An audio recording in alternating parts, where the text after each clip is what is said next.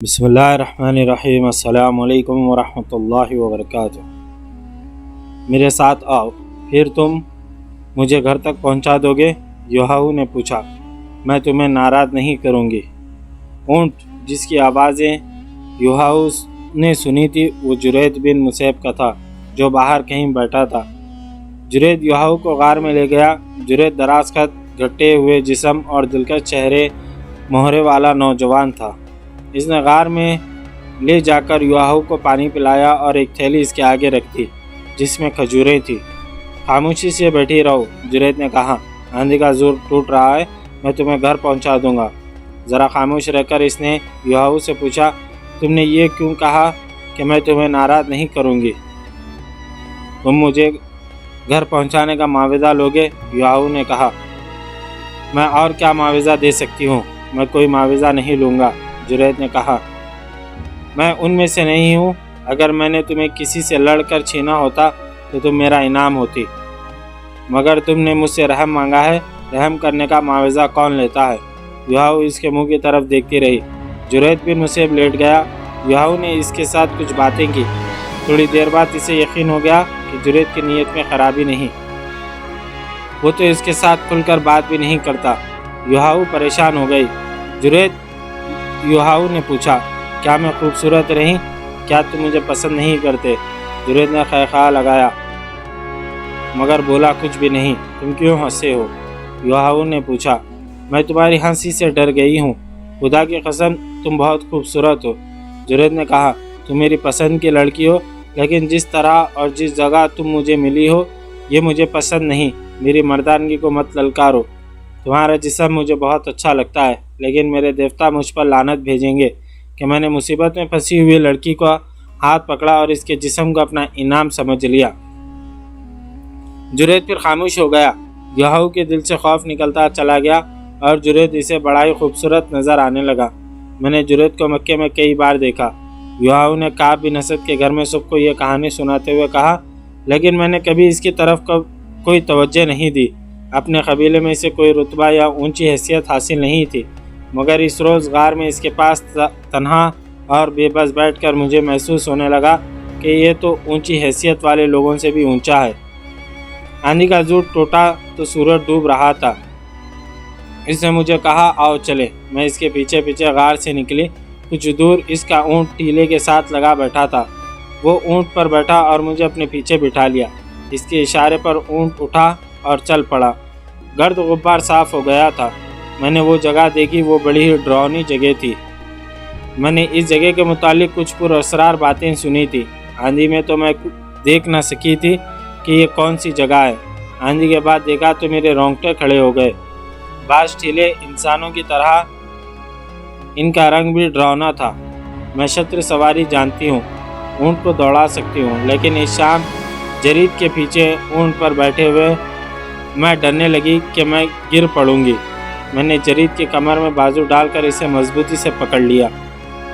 مجھ میں یہ احساس بیدار ہو گیا کہ میں بڑی ہی کمزور لڑکی ہوں اور جرید بن مصعب میرا محافظ ہے۔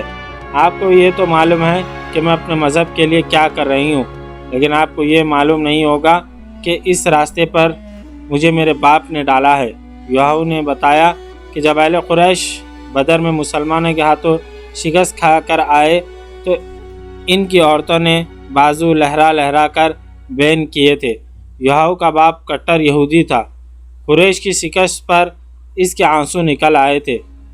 اس نے کہا تھا کہ قریش کے 1000 جنگجو اگر محمد صلی اللہ علیہ وسلم کے 313 آدمیوں سے شکست کھائے ہیں تو اس سے یہی ظاہر ہوتا ہے کہ محمد صلی اللہ علیہ وسلم کوئی جادو لے کر آیا ہے۔ اس نے کہا تھا کہ محمد صلی اللہ علیہ وسلم کے پیروکار اسی قبیلہ قریش کے آدمی ہیں، وہ آسمان سے نہیں اترے، پھر وہ جیت کس طرح گئے؟ اس وقت یوحنا کمسن تھی۔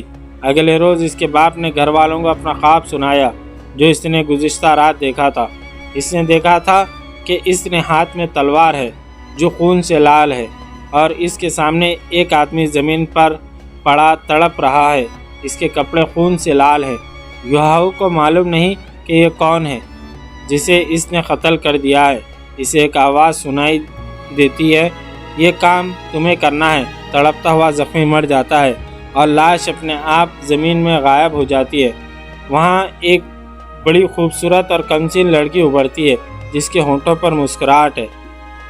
اس پر اس خواب کا ایسا اثر ہوا کہ وہ لیس بن موشان کے پاس چلا گیا اور اس سے خواب کی تعبیر پوچھی۔ لیس بن موشان نے اسے بتایا کہ وہ اپنی کمسین بیٹی یوحاؤ کو اسلام کی جڑیں کاٹنے کے لیے وقف کر دے۔ اس بوڑھے یہودی جادوگر نے یہ پیشن گوئی بھی کی تھی کہ جس نے نبوت کا دعویٰ کیا ہے یعنی نبی کریم صلی اللہ علیہ وسلم، وہ اس لڑکی کے ہاتھوں قتل ہوں گے یا یہ لڑکی ان کی نبوت کے خاتمے کا ذریعہ بنے گی۔ اس نے یوحاؤ کے باپ سے یہ بھی کہا تھا کہ وہ یوحاؤ کو اس کے پاس لے آئے۔ یوحاؤ کو لیس بن موشان کے حوالے کر دیا گیا۔ میں نے اس لڑکی کی تربیت کی ہے، لیس بن موشان نے یوحاؤ کی بات کاٹ کر کہا۔ خدا یہودا نے اسے جو حسن اور جسم دیا ہے یہ ایک دلکش تلوار ہے، یا اسے میٹھا زہر سمجھ لیں۔ اس نے قریش کو مسلمانوں سے ٹکرانے میں جو کام کیا ہے وہ تم میں سے کوئی نہیں کر سکتا۔ چھوٹے چھوٹے قبیلے کے سرداروں کو اس لڑکی نے قریش کا اتحادی اور محمد صلی اللہ علیہ وسلم کا دشمن بنایا ہے۔ اب اس نے محمد صلی اللہ علیہ وسلم کا قتل کا جو انتظام مجھ سے کرایا ہے وہ اسی سے سنو۔ یوحاؤ نے سنایا کہ لیس بن موشان نے اس میں ایسی جرت اور ایسی عقل پیدا کر دی کہ مردوں پر اپنے حسن کا جادو چلانے کے ماہر ہو گئی۔ حسین لڑکی ہوتے ہوئے اس میں مردوں جیسی جرت آ گئی تھی، لیکن اس کا استاد اسے یہ نہ بتا سکا کہ جس نئے عقیدے کو روکنے کا اور جس شخصیت کے قتل کا انہوں نے ارادہ کر رکھا ہے وہ عقیدہ خدا نے اتارا ہے، اور اس شخص کو خدا نے اس عقیدے کے فروغت کے لیے رسالت عطا کی ہے۔ یوحاؤ کی تربیت ایسی ہی ہوئی کہ وہ اپنے مذہب کو دنیا کا واحد سچا مذہب سمجھتی رہی اور یہ نہ سمجھ سکی کہ حق پرستوں پر اللہ کا ہاتھ ہوتا ہے۔ خدا نے اسے آندھی میں تنہا پھینک دیا، لیکن وہ خدا کا یہ اشارہ سمجھ نہ سکی۔ کہاں وہ جرت کے مقابلے میں اپنے آپ کو مردوں کے برابر سمجھتی تھی، کہاں وہ ایک کمزور اور بے بس لڑکی بن گئی۔ وہ مرد کے جسم سے ناآشنا نہیں تھی۔ جریج بن مصیب کا جسم بھی ایک مرد کا ہی جسم تھا، لیکن اس جسم کو وہ مقدس اور پاک سمجھنے لگی اور جریج اسے فرشتہ لگنے لگا۔ وجہ یہ تھی کہ وہ اس کے حسین چہرے، ریشم جیسے بالوں اور دلکش جسم سے ذرا بھی متاثر نہ ہوا تھا۔ یوحاؤ پر جریج کے اس رویے کا یہ اثر ہوا کہ وہ جریج کے جسم میں کشش محسوس کرنے لگی۔ مکہ دور نہیں تھا۔ شام کے بعد جب رات گہری ہو چکی تھی، جریج نے یوحاؤ کو اس کے گھر پہنچا دیا۔ یوحاؤ کے قلعے نما مکان کا دروازہ کھلا تو اس کا باپ پریشان نظر آیا۔ اسے توقع نہیں تھی کہ اس کی بیٹی زندہ واپس آ جائے گی۔ انہوں نے جریج کو روک لیا اور شراب سے اس کی تواضع کی۔ جریج جب چلا گیا تو یوحاؤ نے اپنے ذات میں خلا محسوس کی۔ دوسرے ہی روز اس نے جریج کو پیغام بھیجا کہ اسے ملے۔ جریج آ گیا۔ یہ ایک جذباتی ملاقات تھی۔ جریج نے یہ ملاقات جذبات تک ہی رکھی۔ اس کے بعد ان کی ملاقاتیں ہوتی رہی اور جریج کے دل میں بھی یوحاؤ کی محبت پیدا ہو گئی۔ یہ محبت پاک رہی۔ یوحاؤ حیران تھی کہ اس کے اندر پاکیزہ اور والہانہ محبت کے جذبات موجود ہیں۔ ایک روز جریج نے یوحاؤ سے پوچھا کہ وہ اس کے ساتھ شادی کیوں نہیں کر لیتی۔ نہیں، یوحاؤ نے جواب دیا، میں تمہارے جسم کی پوجا کرتی ہوں، شادی ہو گئی تو جذبات مر جائیں گے۔ میری بیٹیاں ہیں، بیٹا کوئی نہیں۔ جریج نے اسے کہا، میں دوسری شادی کرنا چاہتا ہوں، مجھے بیٹا چاہیے۔ یوحاؤ سوچ میں پڑ گئے اور جریج بن مصیب کی یہ خواہش پوری کرنا چاہتی تھی۔ اسے ایک راستہ نظر آ گیا۔ ہمارے ایک بزرگ ہیں، لیس بن موشان۔ یوحاؤ نے کہا، اس کے پاس کوئی علم ہے، اس کے ہاتھ میں کوئی طاقت ہے۔ مجھے امید ہے کہ وہ اپنے علم اور عمل کے زور سے تمہیں اسی بیوی سے بیٹا دے گا۔ تم میرے ساتھ چلو۔ جریج بن مصیب اس کے ساتھ لیس بن موشان کے پاس جانے کے لیے تیار ہو گیا۔ ان کی دوستی دو آدمیوں یا دو عورتوں کی صورت اختیار کر گئی تھی۔ وہ جب اکٹھا بیٹھتے تو رسول اکرم صلی اللہ علیہ وسلم کے خلاف باتیں کرتے تھے، اسلام کے فروغ کو روکنے کے منصوبے بناتے تھے، لیکن جریج مسلمانوں کے خلاف کسی جنگی کارروائی میں شریک نہیں ہوتا تھا۔ یوحاؤ کو اس کی یہ بات پسند نہیں تھی۔ وہ اسے اکساتی اور بھڑکاتی تھی۔ میرا مذہب تم ہو۔ جرید بن مصعب نے اسے ایک روز فیصلے کے لہجے میں کہہ دیا، تم میری بیوی نہیں بن سکتی تو نہ صحیح، میں تمہیں دیکھے بغیر زندہ نہیں رہ سکتا۔ میں تمہیں ایک راز بتا دیتی ہوں جرید، یوحنا نے اسے کہا تھا، میں کسی کی بیوی نہیں بنوں گی۔ میرے باپ نے میری زندگی یہودیت کے لیے وقف کر دی ہے۔ لیس بن موشان نے مجھے یہ فرض سونپا ہے کہ اسلام کے زیادہ سے زیادہ دشمن پیدا کروں۔ میرے دل میں اپنے مذہب کے بعد صرف تمہاری محبت ہے، مجھے تم اپنی ملکیت سمجھو۔ ایک روز جرید یوحنا کے ساتھ لیس بن موشان سے ملنے اس کے پاس چلا گیا۔ یوحنا اسے لیس بن موشان کے سامنے لے جانے کے بجائے پہلے خود اندر گئی اور اس نے لیس کو صاف الفاظ میں بتا دیا کہ وہ جرید کو محبت کا دیوتا سمجھتی ہے۔ اس نے لیس بن موشان کو بتا دیا کہ جرید اسے موت کے منہ سے نکالا تھا۔ اس نے لیس کو بتا دیا کہ جرید کی بیٹیاں ہیں، بیٹا ایک بھی نہیں۔ کیا آپ کے علم میں اتنی طاقت ہے کہ جرید کی بیوی کے بطن سے لڑکا پیدا ہو؟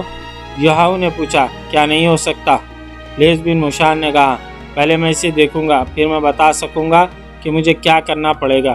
اسے میرے پاس بھیج دو۔ یوحنا نے اسے اندر بھیج دیا اور خود باہر کھڑی رہی۔ بہت سا وقت گزر جانے کے بعد لیس بن موشان نے جرید کو باہر بھیج کر یوحنا کو اندر بلا لیا۔ جو شخص تم جیسی خوبصورت اور دلکش لڑکی کے ساتھ اتنا عرصہ پاک محبت کر سکتا ہے وہ بہت ہی مضبوط شخصیت کا آدمی ہے، لیس بن موشان نے کہا۔ یا وہ اس قدر کمزور شخصیت کا ہو سکتا ہے کہ تمہارے حسن کا جادو اپنے اوپر تاریک کر کے تمہارا غلام ہو جائے۔ جرید مضبوط شخصیت کا آدمی ہے، یوحنا نے کہا۔ جرید کی ذات بہت کمزور ہے، لیس بن موشان نے کہا۔ میں نے تمہارے متعلق اس کے ساتھ کوئی بات نہیں کی، میں نے اس کی ذات میں اتر کر معلوم کر لیا ہے، یہ شخص تمہارے طلسم کا اسیر ہے۔ مقدس اتالیخ، یوحنا نے کہا، آپ اس کے متعلق ایسی باتیں کیوں کر رہے ہیں؟ میں اسے ایک بیٹا دینا چاہتی ہوں، مجھے اس کے ساتھ اتنی محبت ہے کہ میں نے یہ بھی سوچ رکھا ہے کہ میں اس کے بیٹے کو جنم دوں گی۔ نہیں لڑکی، بوڑھے لیس نے کہا، تمہاری کوکھ سے اس کا بیٹا جنم نہیں لے گا، یہ شخص ذریعہ بنے گا اس فرض کا جو خدا یہودا نے مجھے اور تمہیں سونپا ہے۔ یوحنا خاموشی سے لیس بن موشان کی باتیں سن رہی تھی۔ جسے تم اپنی محبت کا دیوتا سمجھتی ہو وہ اس شخص کو قتل کرے گا جو کہتا ہے کہ اسے خدا نے نبوت دی ہے۔ لیس بن موشان نے کہا، جرید سے زیادہ موزوں آدمی اور کوئی نہیں ہوگا۔ کیا آپ پیشن گوئی کر رہے ہیں؟ یوحنا نے پوچھا۔ یہ کس طرح قتل کرے گا؟ اسے میں تیار کروں گا۔ یہ تیار نہیں ہوگا، یوحنا نے کہا۔ یہ کہا کرتا ہے کہ اس کا کوئی مذہب نہیں، محمد صلی اللہ علیہ وسلم کو یہ اپنا دشمن نہیں سمجھتا، قتل و غارت کو پسند نہیں کرتا، یہ سب کچھ کرے گا، بوڑھے لیس نے کہا۔ اس کے ذہن پر میرا قبضہ ہوگا، تم میرے ساتھ ہوگی، 3 روز تک یہ سورج کی روشنی نہیں دیکھ سکے گا۔ جب ہم اسے باہر نکالیں گے تو یہ ایک ہی بات کہے گا، کہاں ہے خدا کا نبی؟ وہ ہم میں سے ہے، میں اسے زندہ نہیں رہنے دوں گا۔ مقدس باپ، یوحنا نے رندائی ہوئی آواز میں التجا کی، جرید مارا جائے گا، یہ واحد شخص ہے، خدا یہودا سے بڑھ کر محبت کے کوئی لائق نہیں۔ لیس بن موشان نے کہا، تمہیں یہ قربانی دینی ہوگی، جرید اب مکے کو واپس نہیں جائے گا۔ پھر یوحنا بھی مکے کو واپس نہ گئی، جرید بن مصعب بھی نہ گیا۔ بوڑھے لیس نے دونوں کو 3 دن اور 3 راتیں ایک کمرے میں بند رکھا۔ جرید کو اپنے سامنے بٹھا کر اس کی آنکھوں میں آنکھیں ڈال دی، پھر اسے کچھ پلایا اور زیر لب کچھ بڑبڑانے لگا۔ اس نے یوحنا کو نیم برہنہ کر کے اس کے ساتھ بٹھا دیا۔ لیس یوحنا کو جو کہتا رہا وہ کرتی رہی۔ یہ ضروری نہیں کہ میں تم سب کو یہ بھی بتاؤں کہ میں نے جرید کے ذہن میں اور اس کی سوچوں کو کس طرح اپنے قبضے میں لیا۔ لیس نے کہا، میں اسے ساتھ لایا ہوں، تم اسے خود دیکھ لو۔ لیس بن موشان نے یوحنا کو اشارہ کیا۔ یوحنا باہر چلی گئی اور جرید بن مصعب کو اپنے ساتھ لے آئی۔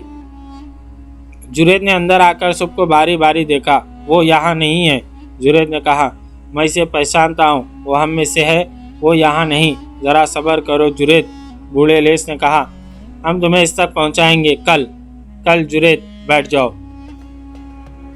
جرید یوحنا کے ساتھ لگ کر بیٹھ گیا اور بازو اس کی کمر میں ڈال کر اسے اپنے قریب کر لیا۔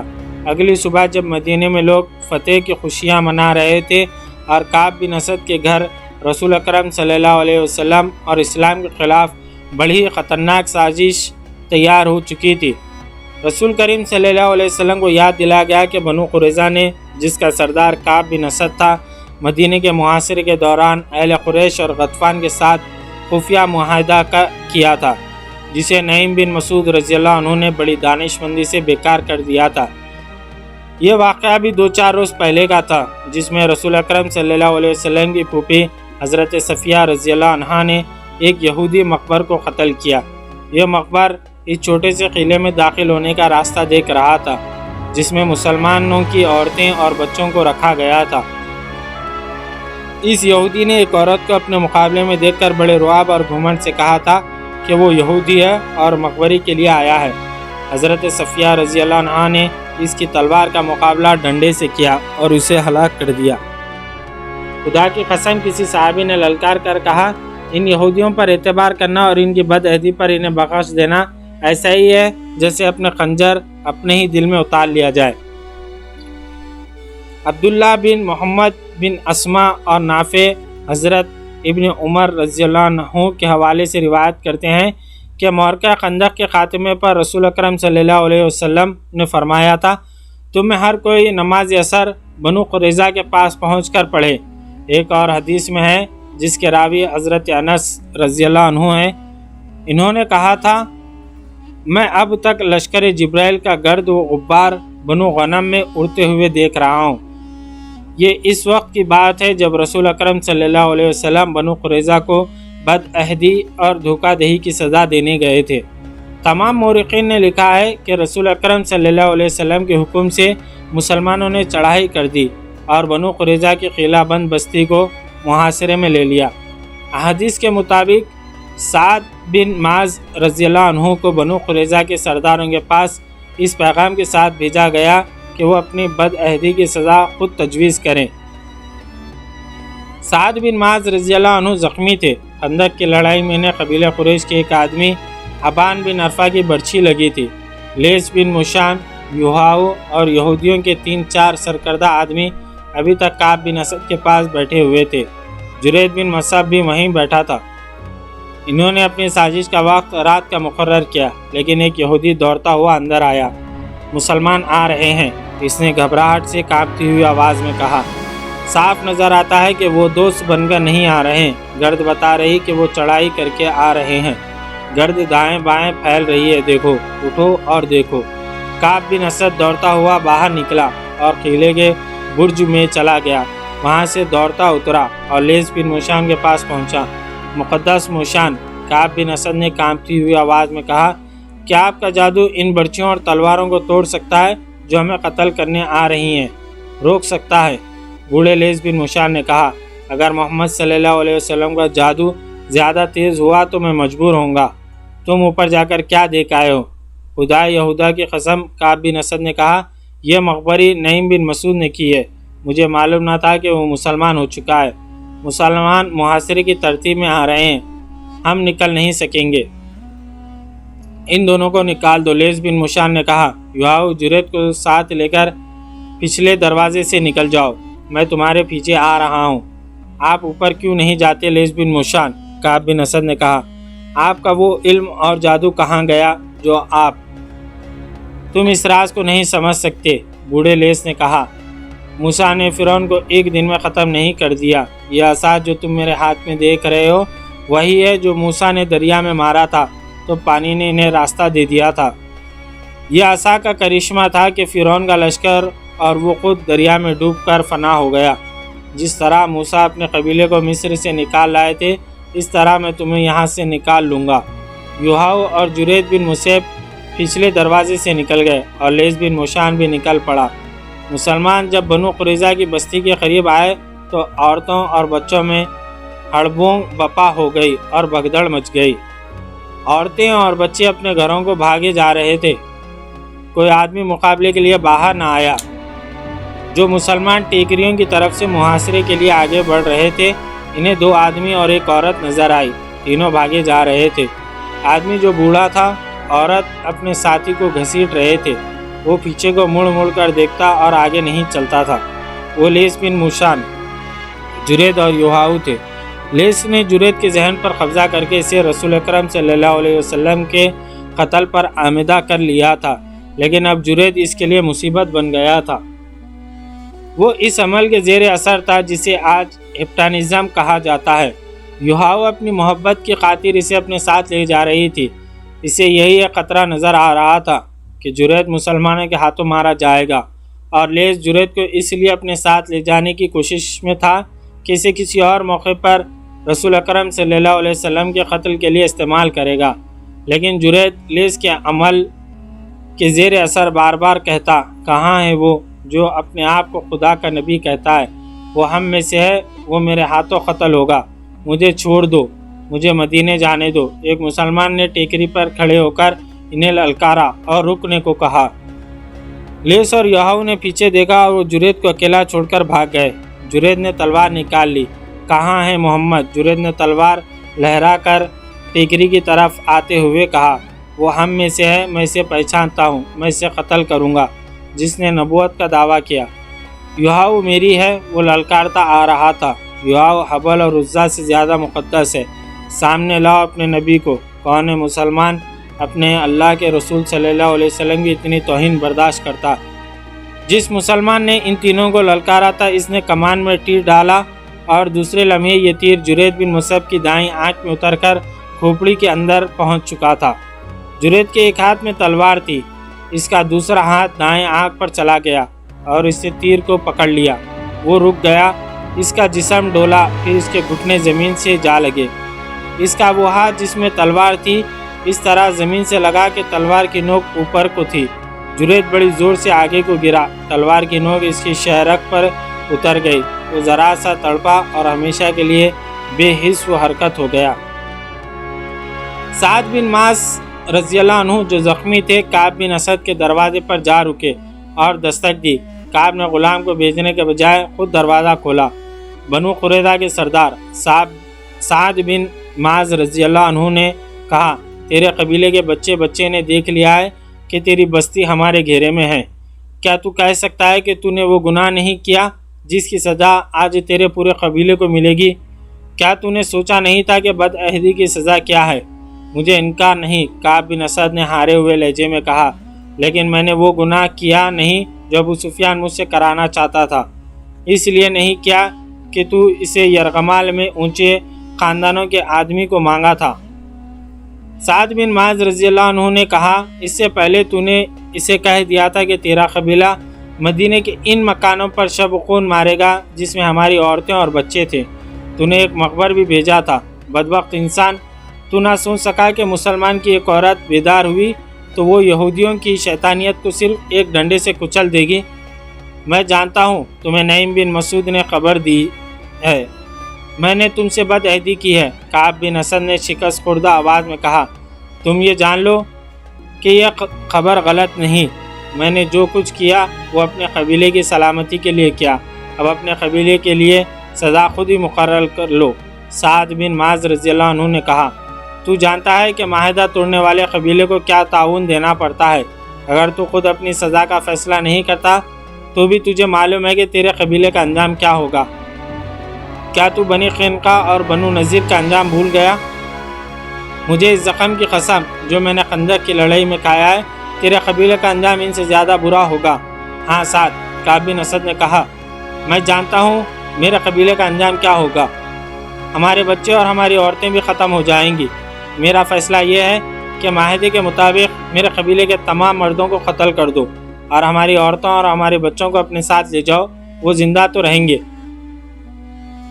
صرف زندہ نہیں رہیں گے۔ سعد بن معاذ رضی اللہ عنہ نے کہا، وہ خدا کے سچے نبی کریم صلی اللہ علیہ وسلم کی رحمت کی بدولت باعزت زندگی بسر کریں گے۔ اپنے تمام آدمیوں کو باہر نکالو۔ سعد رضی اللہ عنہ نے واپس آ گئے۔ یا رسول اللہ صلی اللہ علیہ وسلم، انہوں نے رسول کریم صلی اللہ علیہ وسلم سے کہا، بنو قریظہ نے اپنی سزا خود مقرر کی ہے۔ ان میں جو آدمی لڑنے کے قابل ہیں انہیں قتل کر دیا جائے اور عورتوں، بچوں اور بوڑھوں کو اپنی تحویل میں لے لیا جائے۔ صبح نے دیکھا کہ بنو قریظہ کے لوگ قلعوں سے باہر آ رہے تھے۔ محاصرے میں سے کسی کو بھاگ نکلنے کا موقع نہ ملا۔ مورخوں نے لکھا ہے کہ یہودیوں کی تاریخ فتنہ و فساد اور بد عہدی سے بھری پڑی تھی۔ اسے خدا کی دھتکاری ہوئی قوم کہا گیا۔ ان کے ساتھ جس نے بھی نرمی برتی اسے یہودیوں نے نقصان پہنچایا۔ چنانچہ بنو قریظہ کو بخش دینا بڑی خطرناک حماقت تھی۔ مسلمانوں نے اس قبیلے کے ایسے تمام آدمیوں کو قتل کر دیا جو لڑنے کے قابل تھے، اور بوڑھوں، عورتوں اور بچوں کو اپنی تحویل میں لے لیا۔ دو مورخین نے لکھا ہے کہ رسول اکرم صلی اللہ علیہ وسلم نے بنو قریظہ پر فوج کشی کی تو یہودیوں نے بڑا سخت مقابلہ کیا۔ مسلمانوں نے 25 روز بنو قریظہ کو محاصرے میں لے رکھا۔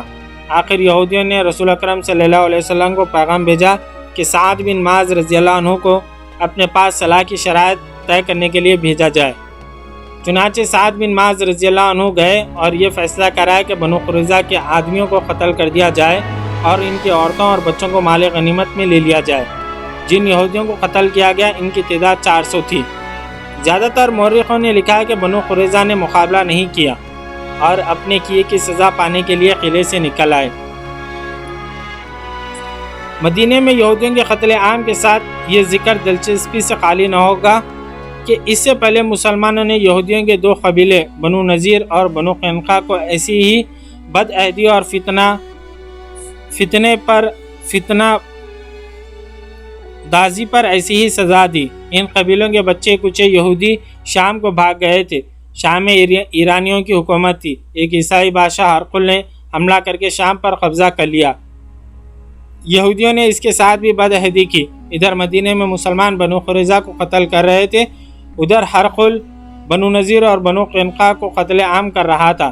ایک حدیث ہے جو حضرت عائشہ رضی اللہ عنہا کے حوالے سے ہشام بن عروہ نے بیان کی ہے۔ سعد بن معاذ رضی اللہ عنہ کے فیصلے کو رسول اکرم صلی اللہ علیہ وسلم نے قبول فرما لیا اور بنو قریظہ کے یہودیوں کو قتل کر دیا گیا۔ ہشام بن عروہ نے یہ بھی کہا کہ ان کے والد بزرگوار نے انہیں یہ واقعہ سنایا کہ سعد بن معاذ رضی اللہ عنہ کو سینے میں برچھی لگی تھی۔ جب بنو قریظہ کو سزا دی جا چکی تو رسول اکرم صلی اللہ علیہ وسلم کے حکم سے سعد بن معاذ کے لیے مسجد کے قریب یہ خیمہ لگا کر اس میں انہیں رکھا گیا تاکہ ان کے زخم کی دیکھ بھال آسانی سے ہوتی رہے۔